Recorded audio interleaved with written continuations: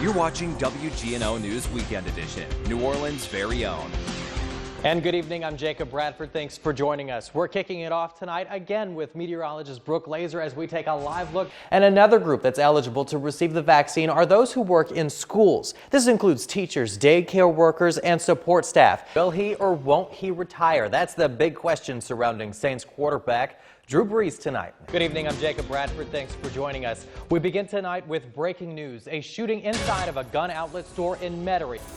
Now, we do have some breaking news to tell you about this morning. The NOFD is fighting a two-alarm fire in New Orleans East. Welcome back. Starting Monday, a new specialty license plate will be available, and it celebrates LSU's 15-0 2019 National Championship. And this is what it looks like. But let's talk about that Sunday on the end of it there. That 76 is what I was looking at. You ready for it? I'm ready for it.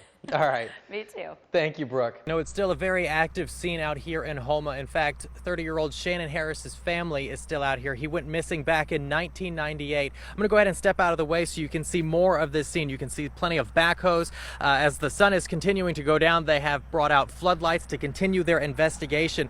Now, take a look. This is 30-year-old Shannon Harris. His family says he was headed to an art school in Dallas back in November of 1998 and has not been seen since. An LSU facial recognition team says it could be several months before these remains are positively identified as Harris.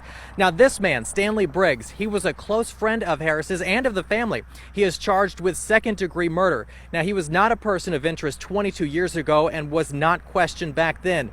Police responded to a disturbance concerning him last month, and that's when he opened up about his involvement in this case. Now, we spoke to Harris's family, who says this is a bittersweet moment. Now, this case is far from over, and we should get more information in the coming days. Now, we did speak to Harris's family and his sister, and we'll hear more from them tonight at 10. Reporting live in Houma, Jacob Bradford, WGNO News.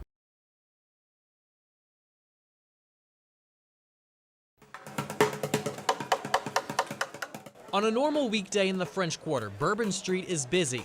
But this day pales in comparison to what is coming next week, as Bourbon Street transforms into the epicenter for tourists.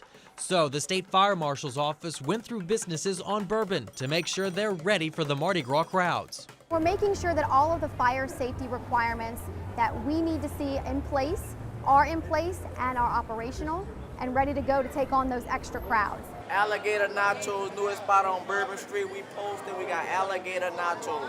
Mambo's Rooftop Bar is the new kid on the block, only open since June.